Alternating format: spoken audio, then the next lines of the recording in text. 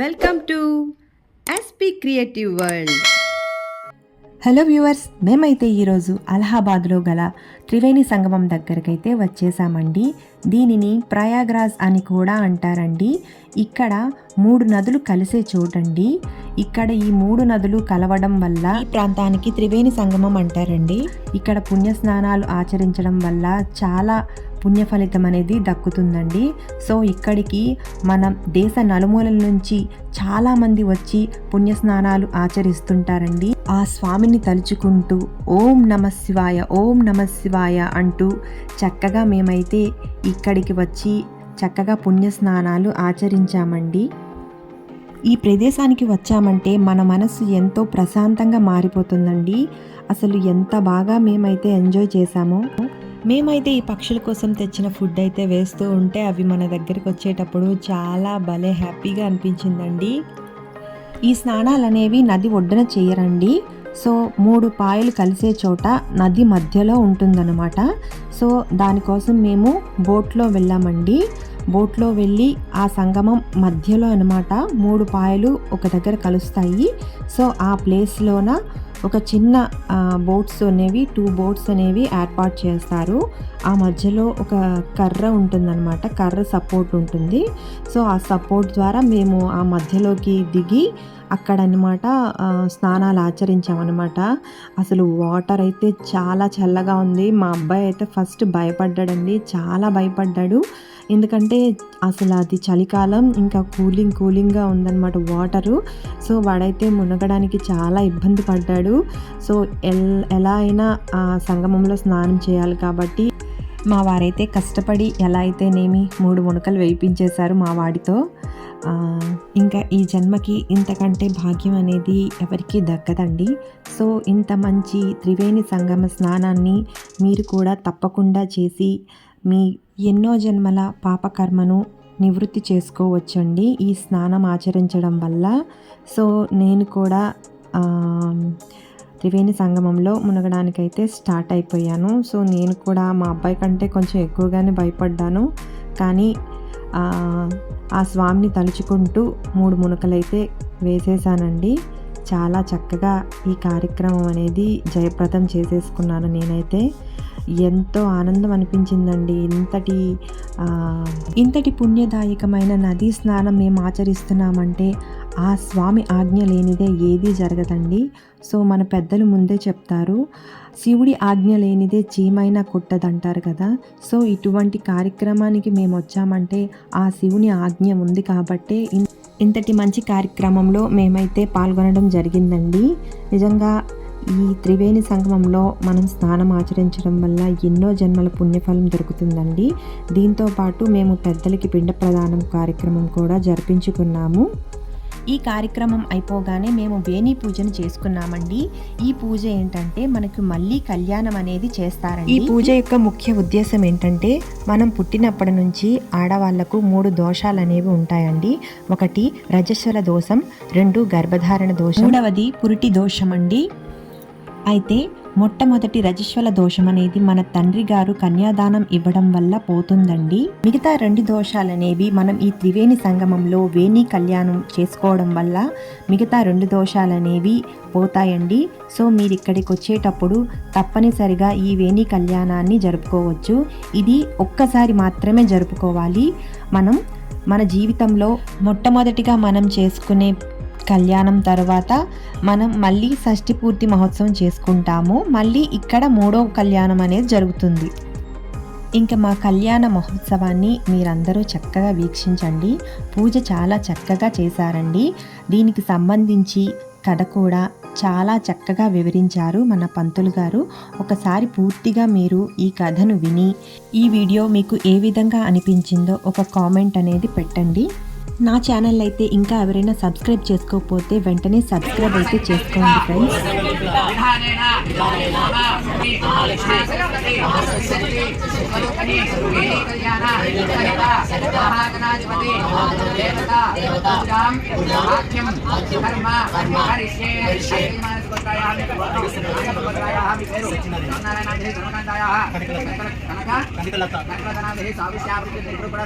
తీసుకోండి. परमेश्वर नागेश्वर गोत्रायाः परमेश्वरराव श्रवन्ति మీ గోత్రం చెప్పండి. నాగేశ్వర గోత్రాయాः ఉమాసుబ్రహ్మణ్యేశ్వర లక్ష్మీనామదేహి సావిత్ర్యావృత్తి మీ గోత్రం. నాగేశ్వర గోత్రాయాः లక్ష్మీనామదేహ్య లక్ష్మీనామదేహి సావిత్ర్యావృత్తి అక్కడ తీసుకోండి. చేతిలో నీళ్ళు పోసుకుని నార్మల్ చేతిలో నీళ్ళు పోసుకోండి. తీసుకుని చేతిలో నీళ్ళు పోసుకుని నార్మల్ వేణి కళ్యాణ విషయ మహాగణాధిపతి దేవతా పూజ విషయ పురుష నిజాన్ని ఆకలి ఇచ్చినటువంటి కొద్దిగా పసుపు తీసుకున్నావు చిక్కుతాయి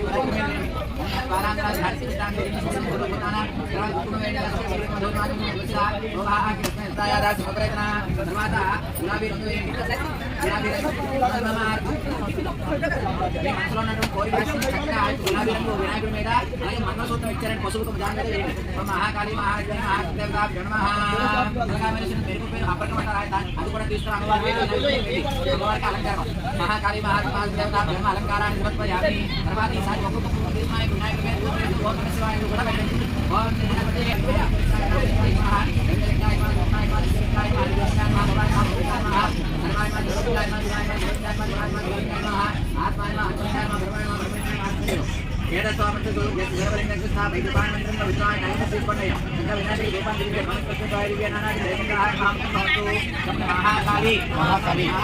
మహాలక్ష్మి మహాసరస్వతి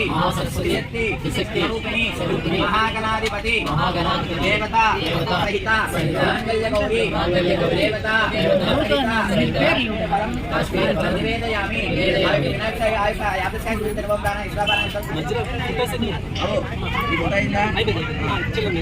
రెండు కాళ్ళు ఎదురు పెట్టండి. మా ఆడవారి చక్కను మాట్లాడకుండా చేయాలి పూజ. వ్యక్తిదేవాన్ని తెలుసుకుంటూ మీ యొక్క భర్త గారి యొక్క పాదాలు చక్క తడి పసుపు రాసి కుంకుమ బొట్లు పెట్టాలి. అలాగే మీ కాళ్ళకి మీరే పసుపు రాసి మీరే కుంకుమ బొట్లు పెట్టుకోవాలి. మాట్లాడకుండా ఇష్టమైన దేవాన్ని తెలుసుకుంటూ చేయాలి.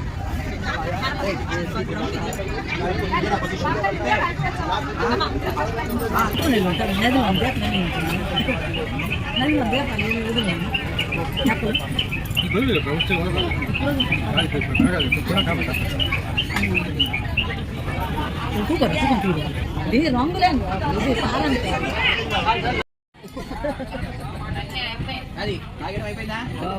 పట్టుకోండి చెప్పండి. సార్ మీ ఆయన గారి కళ్ళలో చూడాలి. పట్టుకారు మొత్తం దిక్కులు చూడడం కాదు. మీ ఆయన గారి కళ్ళలో చూస్తాడు. ఏమండి శ్రీవా జీవితంలో తెలుసు కానీ తెలియక కానీ చేసినటువంటి తప్పులని క్షమించి గంగా యమునా సరస్వతి నదీ తీరం ఎందు వేణీ కళ్యాణము చేసుకోవడానికి అర్హతను ఇవ్వవలసిందిగా కోరుతున్నాను. తీసుకోండి. ఈసారి మగవారు కూడా ఆడవారి కళ్ళలో చూస్తూ చెప్పండి. ఏమండి శ్రీమతి గారు మీరు మా పట్ల సంసార జీవితంలో చేసినటువంటి తప్పులని క్షమించి గంగా యమునా సరస్వతి నదీ తీరం ఎందు వేణీ కళ్యాణము చేసుకోవడానికి అర్హతను ప్రసాదిస్తున్నాను. ఇంటికి వడ్డాను కొనిస్తాను. జాగ్రత్త కట్టండి.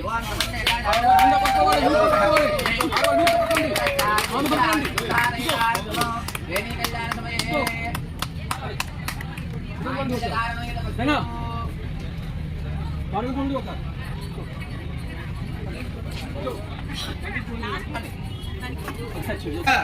కూర్చోబెట్టి ఫోటోలు దిగడంగా జల్లయ్యాలి మీ ఆడవారికి.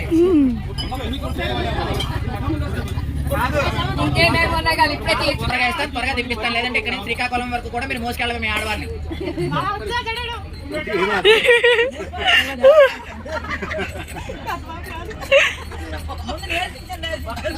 అండి ఇంకా నేను దిగమని చెప్పలే. కూర్చొని మంగళవాడు వెంట్రుకలు కత్తిరిస్తాడు.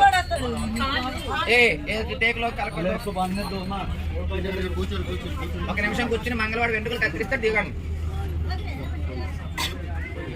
మొదటి నుంచి నేర్చుకున్నాను. బాగా ఫాస్ట్గా ఇస్తాను. లాక్డౌన్ లో బాగా నేర్చుకున్నట్టున్నావు అయితే. ఈ కార్యక్రమంలో భాగంగా భర్త బడిలో భార్యను కూర్చోబెట్టి భర్త చేత జడ వేపిస్తారండి. ఆ జడ అంచులను కట్ చేసి దానిని త్రివేణి సంగమంలో కలుపుతారు. అవి కలిపేటప్పుడు పైకి తేలకుండా ఆ సంగమంలోనే మునిగిపోతాయండి. దీని ద్వారా మన మిగతా 2 దోషాలనేవి పోతాయండి.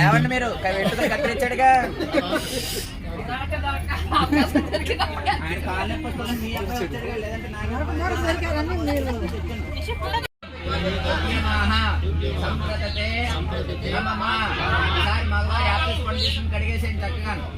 ఆడవారు మీరు మాత్రమే చెప్పండి. వెంట్రుకలు కట్టుకున్నాం. మమ రజస్వల గర్భాధాన ప్రసూతిక త్రిదోష పరిహార సిద్ధ్యర్థే వేణీ కళ్యాణ సమయే.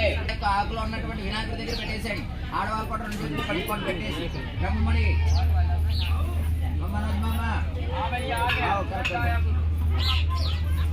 మీకు ఇచ్చినటువంటి యాపిల్స్ పండు భార్యాభర్తలు మాత్రమే తినండి. ఎవరికి కూడా పెట్టకూడదు. చేయి కడిగేసుకోండి. ఆడవాళ్ళు 2 చేతులు శుభ్రంగా కడగండి. పసుకుంటారే అక్కడ కాదు తల్లి. చేసినట్టు వేణీ కళ్యాణం అంటారు. ఇప్పుడు దాకా మనం చేసిన యొక్క కార్యక్రమం అంతా కూడా వేణీ కళ్యాణం అంటారండి. అసలు ఎందుకు వేణీ కళ్యాణం చేసుకోవాలి అనేది తెలుసుకోవాలి. మొట్టమొదటిగా ప్రతి ఒక్కరూ కూడా జీవితంలో పెళ్లి చేసుకోవాలని ప్రతి ఒక్కరికి ఆశ ఉంటుంది. అవునా? ఆ యొక్క పెళ్ళిళ్ళు మనకి ఎలా జరుగుతున్నాయి? ఇళ్లలో మనం అందరం కూడా రాత్రిపూట ముహూర్తాలు పెట్టుకుంటూ అలాగే 10 మందిని పిలిచి ప్రతి ఒక్కరిని బ్రాహ్మణోత్తమంతో సహా మనం ఆ యొక్క పెళ్ళిళ్ళు చేసుకుంటూ ఉంటాం. అవునా? మరి భర్తకి 2వ పెళ్ళి ఎప్పుడు జరుగుతుంది? జడముడి. భర్తకి 2వ పెళ్ళి ఎప్పుడు జరుగుతుందంటే కనుక భర్తకి 60 సంవత్సరాలు వస్తే చేసేది మాత్రమే షష్ఠి పూర్తి. అది 2వ పెళ్ళి. అవునా? ఇక మొదటి పెళ్లి గురించి 2వ పెళ్లి గురించి తెలుసు కదా. ఎక్కడ అడిగినా చెబుతారా? పెళ్ళిళ్ళలో చెప్పలేరా? చెప్పగలరు కదా. చిన్న చిన్న డౌట్లు అడుగుతాను, తెలుగులోనే అడుగుతాను, సాంస్క్రిట్లో అడగను. అందుకని ఈ యొక్క 3వ పెళ్లి ఇక్కడ కూడా మొట్టమొదటిగా ఎందుకు చేస్తారయ్యా అంటే కనుక ఆడవారికి ఉన్నటువంటి దోషాలు. మీకులాగే ప్రతి ఒక్కరూ కూడా ఈ యొక్క కాశీ క్షేత్రానికి వస్తారు. గంగా యమున సరస్వతి నదుల్లో స్నానం ఆచరిస్తున్నారు. అలాగే చక్కగా ప్రతి ఒక్కరూ కూడా పాపమని తీసుకుంటూ ఆ యొక్క గంగా తల్లి దగ్గర చక్కగా మనం అందరూ కూడా రాగిస్తాన్ని ఆచరిస్తాం. అంటే చేసిన యొక్క తప్పులన్నీ కూడా తల్లి దగ్గర చెప్తున్నాం. ఎందుకనంటే కనుక మన చిన్నతనం నుంచి ఇప్పటి వరకు కూడా అనేక వేల తప్పులు చేస్తూ కూడా మనం పెద్దవాళ్ళు అయ్యాం. ఏ ఒక్క తప్పు చేయకుండా మనం ఇంత పెద్దవాళ్ళు అవ్వం కదా. అందుకని ఏ తప్పు చేసినా చిన్నతనంలో ఎవరికి చెప్పారు? తల్లిదండ్రులకి. అవునా? మొట్టమొదటిగా తల్లికి చెప్తాం, తర్వాత తండ్రికి చెప్తాం. అలాగే ఈ యొక్క జీవితంలో చేసేటువంటి తప్పులన్నీ కూడా జగతపితరో వందే పార్వతీ పరమేశ్వరో. ప్రకృతి అంటే తల్లితో సమానం, తండ్రి ఈశ్వరుడు. అందుకనే ఆ యొక్క గంగా నదిలో స్నానం చేయాలని ప్రతి ఒక్కరూ కోరుకుంటూ ఉంటారు. అందుకని గంగా నదిలో స్నానం చేస్తే ప్రతి ఒక్కరి పాపాన్ని కూడా నశిస్తుంది. అందుకనే ఈ యొక్క క్షేత్రం బ్రహ్మక్షేత్రం. బ్రహ్మ మనందరికీ కూడా సృష్టికర్త. అందుకని మనందరికీ కూడా ఈ యొక్క లోకాన్ని ఏమంటారంటే కనుక సంస్కృతంలో మత్స్యలోకము అంటారు. మానవుడు జీవించేటువంటి లోకం అంటే ఏమిటి? మత్స్యలోకం. మానవ లోకం ఎవరు కూడా అనరు. అందుకని ఈ యొక్క మత్స్యలోకం ఎందుకల్లా పుట్టిందంటే కనుక మొట్టమొదటిగా విష్ణు స్వామి వారు చేప యొక్క నోటి నుంచి పుట్టాడు. అందుకనే మనం అందరం కూడా ఎవరి యొక్క గర్భం నుంచి బయటకు వచ్చాం? తల్లి గర్భం నుంచి బయటకు వచ్చాం. చేప నుంచి బయటికి రాలేదు. అప్పుడు మనం కూడా మత్స్యకన్య అంటారు నేను. అందుకని ప్రతి ఒక్కరూ కూడా అమ్మ యొక్క గర్భం నుంచి ఎలా బయటకు వచ్చాం? మొట్టమొదటిగా తలకాయ, 2వ విధానంగా కడుపు, 3వ విధానంగా కాలు ద్వారా బయటకు వచ్చాం. అవునా? అలాగే విష్ణు స్వామి వారు కూడా ఆయన యొక్క ముఖ భాగం అనేది యొక్క త్రివేణి సంగమం. విష్ణు స్వామి వారి యొక్క పొట్ట భాగం ఎక్కడ ఉందంటే కాశీ క్షేత్రం అంటారు. విష్ణు స్వామి వారి యొక్క పాదం వచ్చేసి గయా క్షేత్రం అంటారు. అప్పుడు ఈ యొక్క క్షేత్రాన్ని కలిపిన ఎన్నయ్యాయి? 3. అందుకని బ్రహ్మ, విష్ణు, మహేశ్వరుడు. సృష్టి, స్థితి, లయకారకులు గంగా, యమున, సరస్వతి. వీళ్ళు ముగ్గురిని కూడా మన ఇంటి దగ్గర ఎలా పిలుస్తున్నాం? మహాకాళి, మహాలక్ష్మి, మహాసరస్వతి అని పిలుస్తాం. అంటే 3 అంటే 3 అని అర్థం. శక్తి అంటే అమ్మవారి పేరు. అందుకని ఆది పరాశక్తి, దుర్గా పరాశక్తి ఇలా శక్తుల కింద పిలుస్తాం మనం అందరం కూడా. అదే ఇక్కడికి వచ్చేసరికి త్రివేణి అని పిలుస్తారు. 3 అంటే 3, వేణి అంటే అమ్మవారి యొక్క పేరు. అందుకని ఆడవారికి ఉన్నటువంటి దోషాల్లో మీకులాగే మొట్టమొదటిగా సీతారామచంద్ర వారు ఇక్కడికి వచ్చి ఆ యొక్క సీతాదేవి భరద్వాజ మహాముని స్వామి వారికి నమస్కారం చేసి, అయ్యా స్వామి, ఇక్కడ అందరూ కూడా సంకల్పాన్ని, ప్రాయశ్చిత్తాన్ని, గంగ పూజల్ని చక్కగా పెద్దలు చనిపోయారని చెప్పి పెండాలు కూడా యొక్క భూమి మీద పెట్టి తిరిగి గంగా నదిలో వేస్తున్నారు. మరి స్త్రీల యొక్క సౌభాగ్యం కోసం ఏదైనా యజ్ఞం కానీ, యాగం కానీ, వ్రతం కానీ ఉంటే చెప్పవలసిందిగా కోరుతున్నానని చెప్పి ఆ యొక్క సీతాదేవి భరద్వాజ మహామునిని అడగసాగింది. ఇక ఆడవాళ్ళకి ఎటువంటి పూజల్లో నువ్వు బయలుదేరి వెళ్ళొచ్చు అని చెప్తే ఆడవాళ్ళు ఊరుకుంటారా? ఏదో ఒక రంగా ఏదో పూజ చేయాలి. అవునా కాదా? అలా అని చెప్పేసి అక్కడ లేని పూజలు అంటకట్టగలమా? అంటకట్టలేము. అందుకనే ఆ యొక్క భరద్వాజ మహామునికి చెప్పసాగాడు, అమ్మ ఆడవాళ్ళకి సంబంధించినట్టయితే ఎటువంటి పూజ ఈ యొక్క క్షేత్రంలో చెయ్యకూడదు, చెయ్యలేరు. ఎందుకని భర్త బతుకున్నంతసేపు ఆడవారికి పిండం పెట్టే అధికారం ఉండదు. అలాగే కొడుకున్నంతసేపు కూడా ఆడవారికి పిండం పెట్టే అధికారం లేదు. అవునా? మరి భర్త బతుకుండగా పిల్లాడు బతుకుండగా ఏ యొక్క పూజ చేస్తారు ఇక్కడ అంటే కనుక ఆడవారికి ఉన్నటువంటి 3 దోషాలు. అందుకని ఆ యొక్క 3 దోషాలు కన్నటువంటి మీ అమ్మా నాన్న కానీ అలాగే చేసుకున్నటువంటి మీ భర్త కానీ దేవుడు కానీ ఎవరు కూడా చెప్పలేమండి. ఏవంటే సృష్టి రీత్యా వచ్చేటువంటి దోషాలు. అందుకనే ఆడపిల్లలు ఎప్పుడైతే 16 ఏళ్ళు రాగానే పెద్ద మనిషి అవుతున్నారు. మరి కన్నటువంటి అమ్మ నాన్న చెప్తున్నారా ఆడపిల్లకి? చెప్పడం లేదు. ఎందుకని? సృష్టి. రెండోది, ఎప్పుడైతే భర్తని పెళ్లి చేసుకున్న తర్వాత గర్భావాసం కడుపు వస్తుంది. ఎప్పుడు వస్తుందో చెప్పగలమా? చెప్పలేం. ఇది కూడా సృష్టి. మూడోది, ఇంట్లో మనం పురుడుమైలు పాటిస్తున్నాం. కంటికి కనిపిస్తోందా? కనిపించదు. ఇది కూడా సృష్టి. అందుకని మనం అందరం కూడా సృష్టి స్థితి లయకారకులైనటువంటి వాళ్ళ దగ్గరికి వచ్చి మనం కూడా మనకు ఉన్నటువంటి 3 దోషాల యొక్క గంగా దగ్గర తీసుకుంటున్నాం. అందుకనే సకల పాపాలు హరించేటువంటి శక్తి గంగా. అందుకని ఆ యొక్క సీతాదేవి కూడా ఎప్పుడైతే పెద్ద మనిషి అయిందో ఆ యొక్క సీతాదేవి అయినటువంటి దోషం ఆడవారి జుట్టులో ఉంటోంది. అందుకని ఏమంటే నేను పెద్ద మనిషి అన్నప్పుడే అన్ని శాంతులు చేసేసానండి, పెద్ద యాగం చేసేసానండి, హోమం చేసేసానండి, 10 లీటర్లు ఈశ్వరుని మీద అభిషేకం చేశానండి, వేలాది మందికి భోజనాలు పెట్టానండి, అయినా సరే నాకు రజస్వలా దోషం ఉంటుందా అంటే ఉంటుంది. ఎందుకు ఉంటుంది? ఎందుకని చిన్నపిల్లలకి గుండు కొట్టించరు ఆడపిల్లలకి. అదే మగపిల్లాడైతే కొట్టించేస్తారు. వాడు ఉపనయనం వస్తే కొట్టిస్తారు, వాడికి పుట్టినరోజు వస్తే గుండు కొడతాం, ఏది వచ్చినా సరే గుండు కొడతాం. ఎందుకని? కేశం అంటే పాపంతో సమానం. అందుకని జుట్టు ముట్టుకున్నా ఏ ముట్టుకున్నా సరే వెంటనే చేయి కడుక్కోమంటారు. జుట్టులో అన్ని పాపాలు ఉంటాయి. అందుకని ఆ యొక్క పాపాలు ఎవరైనా దానం తీసుకుంటారా? ఎవరు కూడా తీసుకోరు. ఒక జుట్టుని, ఒక నల్ల మేకని, ఒక దున్నపోతుని, అలాగే పత్తి, మేకు, నల్ల నువ్వులు, నూనె, ఉప్పు. ఇంట్లో మీ ఆయన గారికి మీరు చేత్తో ఉప్పు ఇవ్వరు. ఎందుకని? విషం అవుతాయండి అని అంటారు. అవునా? మరి దానం చెప్పి ఇస్తేనే కదా దానం. ఊరికనే చేత్తో ఇచ్చేస్తే అయిపోతుందా? మరి అవడం లేదు. అయినా సరే మనం అంత సెంటిమెంట్గా ఫీల్ అవుతున్నాం. అవునా? అందుకని ఆడవారికి ఉన్నటువంటి దోషాన్ని, అంత దోషం కూడా వెంట్రుకలో ఉంది కాబట్టి ఆ యొక్క వెంట్రుకను తీసుకెళ్లి గంగాదేవికి దానం చేశాం. అర్థమైందండి? అప్పుడు గంగాదేవికి దానం చేస్తే శివుడు యొక్క భార్య కాబట్టి ఆవిడేం చేస్తుంది? ఆ పాపాన్ని తీసేస్తుంది. ఎందుకని? రోజు కూడా శివయ్యకి పూజ చేస్తున్నాం. నీ పాపాన్ని తీసేస్తున్నాడు, నీ కోరికలు ఇచ్చేస్తున్నాడు. బోలో శంకరాచార్య. అందుకని వరాలు ఇచ్చేటువంటి దేవుడు ఎవరు? ఈశ్వరుడు. అందుకని అంతకన్నా ఎక్కువ వరం ఇచ్చేది ఎవరు? పార్వతీదేవి. అంటే గంగ పైన. పార్వతీదేవి పక్కన ఉంటుంది, పైన గంగ ఉంటుంది. అందుకని సాక్షాత్ పరమశివుడు నెత్తి మీద కూర్చుంది ఆవిడ. అందుకనే శివుడు యొక్క శిరస్సుని దేహాన్ని తాకి భూమిపైకి వస్తూ మనకి హరిద్వార్, ఋషికేశ్, కేదార్నాథ్, బద్రీనాథ్, అలకనంద, గంగోత్రి ఇక్కడికి వచ్చేసరికి భాగీరథి. ఇంత పొడుగునా సరే గంగా నది ఉన్నా సరే మీరు అంత దూరం వెళ్ళి యొక్క వేణి కళ్యాణం చేసుకోవడానికి లేదు. ఇక్కడే చేసుకోవాలి. ఎందుకని? మహాకాళి, మహాలక్ష్మి, మహాసరస్వతులు ఇక్కడే ఉన్నారు. అందుకని మనం కూడా ఈ యొక్క క్షేత్రంలో కూర్చుని సంకల్పం అనేది ఆచరించి మన ఇంట్లో మనం అందరం కూడా ఎలాగైతే పెళ్ళిళ్ళు చేసుకునే యొక్క సమయంలో ఏ పూజ మొదలు పెడతాం? వినాయకుడు పూజ మొదలు పెడతాం. అలాగే ఇక్కడ కూడా మొట్టమొదటిగా వినాయకుడి పూజ మొదలు పెడతాం గల కారణం. రెండో పూజ ఎందుకయ్యా అంటే రెండో పూజ ఆడవారి యొక్క సౌభాగ్యం కావాలంటే ఏ ఒక్క పూజ చేస్తే వస్తుంది? మంగళ గౌరీ. అందుకని ఆ యొక్క మంగళ గౌరీని పూజ చేస్తేనే ఆడవారి సౌభాగ్యం. అందుకని ఇక్కడ కూడా రెండో పూజ కింద ఆడవారి కోసమే మంగళ గౌరీదేవిని పూజించడం గల కారణం. అందుకనే సీతాదేవి వినాయకుడు పూజ చేసింది, మంగళ గౌరీదేవిని పూజించింది. అలాగే భర్త విష్ణు స్వామి వారికి స్వరూపం.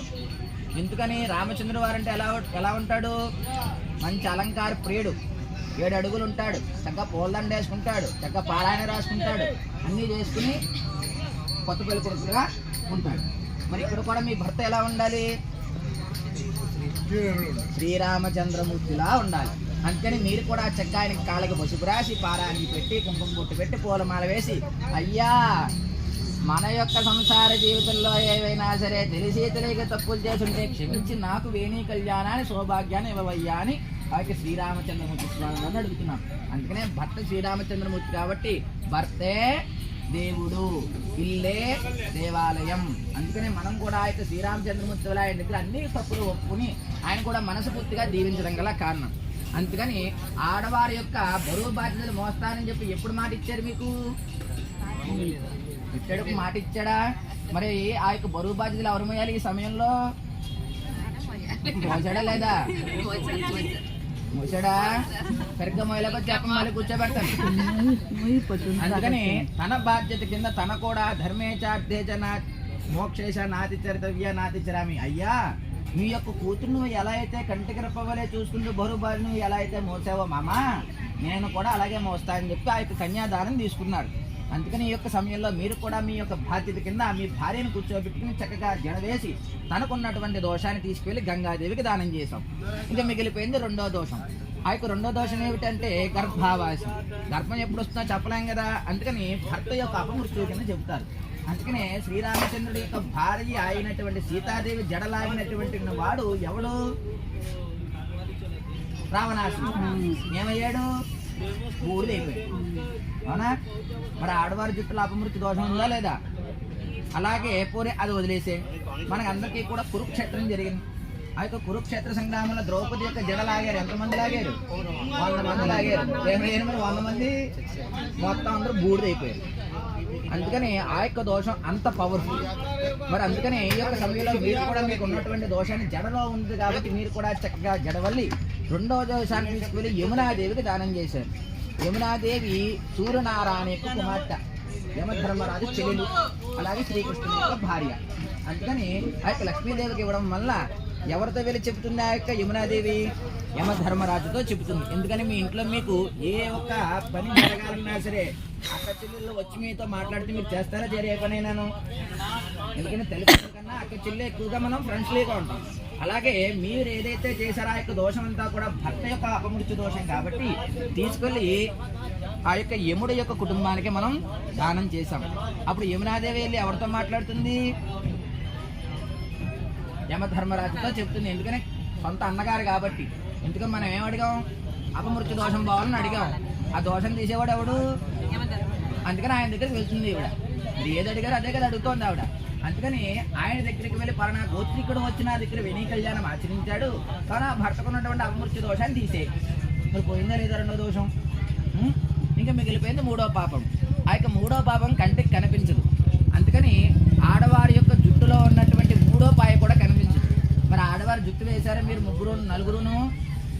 ఎన్ని పాయలు కనిపించే? పైకి 3 కనిపించాయి నీకు. 3 అంటే 6 కనిపించదు. 2 పాయలు కనిపిస్తున్నాయి ఎడా పెడా. అలాగే ఇక్కడ కూడా సరస్వతీదేవి అంతర్వాహిని మధ్యలో ఉంటుంది, కనిపించదు. అలాగే మీకు ఉన్నటువంటి మూడో పాపం ఏది? పురుడు మైలు దోషం. కంటికి కనిపిస్తోందా? మరి కనిపించదు. అందుకనే ఆ యొక్క దోషం కూడా ఇక్కడ ఉన్నటువంటి సరస్వతీదేవికి దానం చేసాం. మరి నీళ్ళల్లో వెంట్రుకలు వేస్తే ఏమవుతాయండి? అది తేలికమైన వస్తువు కాబట్టి పైకి తేలిపోతుంది, అవునా? కానీ ఈ దోషాలు చక్కగా పూజ చేసి మనం కూడా భక్తి శ్రద్ధలతో ఆ యొక్క పూజలన్నీ కూడా నిర్వహించుకుని తీసుకెళ్లి గంగా యమునా సరస్వతి నదులైనటువంటి ఆ యొక్క నదుల్లో వేయడం ద్వారా మీ కంటి ముందే లోపలికి మునిగిపోతే ఇది ప్రత్యక్ష ప్రమాణం. కాబట్టి మీరు సెల్ ఫోన్ తీసుకుని కూడా రికార్డింగ్ చేసుకోవచ్చు. కావాలంటే ఇంకో వెంట్రుక తీసుకుని వేయండి, మునుగుతున్నామో చూస్తాను, మునగదు. అందుకని ఇక్కడ కూడా జీవితంలో యొక్క పెళ్లిని చక్కగా ఒక్కసారి మాత్రమే చేస్తారు. ఎందుకని? ఆడవారికి ఒక్కసారే కన్యాదానం, ఒకసారే గర్భావాసం, ఒకసారే పురుడు మైలు. అలాగే ఆ యొక్క దోషాలు కూడా ఒకసారి ఇక్కడ వదిలిపెట్టడం గల కారణం. అదేందా బాబు? అందరూ కూడా 2 అక్షత గింజలు తీసుకోండి. చెప్పండి. సంకల్ప ప్రాయశ్చిత్త వేణీ కళ్యాణ సమయే లక్ష్మీనారాయణ స్వరూపాయ బ్రాహ్మణాయ అన్నదానం తుభ్యమాహ సంప్రతతే నమమ. ఇప్పుడు దాకా మీకు చేసిన యొక్క కృతమంతా కూడా సంకల్పం, ప్రాయశ్చిత్తం, వేణీ కళ్యాణం అంటారండి. ఆ యొక్క కథతో సహా మీకు సంపూర్ణంగా ఈ యొక్క కార్యక్రమం అనేది చెప్పాం. ఇక్కడ బ్రాహ్మణులకి అన్నదానం దక్షిణ అనేది ఆనవాయితీగా ఇస్తారు. ఎందుకని? మన ఇంట్లో కూడా ఆనవాయితీగా ఏం పెడుతున్నాం? 10 మందికి భోజనం. ఒక ఇంట్లో పెళ్లి చేస్తే 100 మందిని పిలిచి భోజనం పెడతాం. అలాగే ఒక రజస్వర దోషం అయితే 10 మందిని పిలిచి భోజనం పెడతాం. ఇంటి దగ్గర పెట్టినాక వందలాది మందికి ఇక్కడ భోజనం పెట్టాల్సిన అవసరం లేదు. ఒక బ్రాహ్మణ కుటుంబానికి చక్కగా మనం కూడా ఇచ్చినట్లయితే 300 రూపాయలు ఖర్చు అవుతుంది. అయ్యా మేము అన్ని డబ్బులు గురువు గారికి ఇచ్చేసాం, అయినా సరే మేము ఎందుకు ఇవ్వాలంటున్నారంటే కనుక మీరు ఇచ్చేటువంటి డబ్బు ఏదైతే ఉందో పూజా సామాను, టికెట్టు, ఘాటు ఖర్చు నిమిత్తం ఆయనకి ఇవ్వడం గల కారణం. ఒక కిరాణా కొట్టుకు వెళ్ళి మనం ఎలాగైతే సామాన్లు కొనుక్కుంటున్నామో ఆయన దగ్గర యొక్క సామాన్లన్నీ కూడా తీసుకోవడం గల కారణం. మీరు ఇచ్చేటువంటి అన్నదానం దక్షిణ ఏదైతే ఉంటుందో మా యొక్క బ్రాహ్మణ కుటుంబానికి వర్తిస్తుంది. అందుకని మీకు మంత్రంతో పాటు మంత్రార్థం కూడా చెప్పి చక్కగా మీకు అందరికీ కూడా జ్ఞానబోధ చేయడం కూడా కారణం. ఆడవారి చక్కగా యొక్క 3 దోషాలు కూడా గంగా యమునా సరస్వతి నదులకు దానం చేశారు కాబట్టి ఒక బ్రాహ్మణ కుటుంబానికి ఇస్తే 300 రూపాయలు ఖర్చు అవుతుంది. అయ్యా గురుగారు చాలా చక్కగా చెప్పారంటారా? గంగా యమున సరస్సు నదుల పేర్లు చెప్పుకుని బ్రహ్మ విష్ణు మహేశ్వరుల కింద ముగ్గురు బ్రాహ్మణులకి సంపూర్ణంగా చేస్తే 900 రూపాయలు ఖర్చు అవుతుంది. అది కూడా మా వల్ల కాదంటారా, కాళ్ళకి దండం పెట్టి వెళ్ళచ్చు. ఏమండి, చేతిలో నీళ్ళు పోసుకుని మీ పేరు, మీ గోత్రం, మీ భార్య గారి పేరు చెప్పుకుని ఆ యొక్క వినాయకుడిని విడిచిపెట్టండి. లక్ష్మీనారాయణ స్వరూపాయ బ్రాహ్మణాయ ఉద్యమహో సంప్రదాయ నమః. అది యాప్ తీసుకోండి, డబ్బులు తీసుకుని పైకి లేచి ఉంచండి బాబు.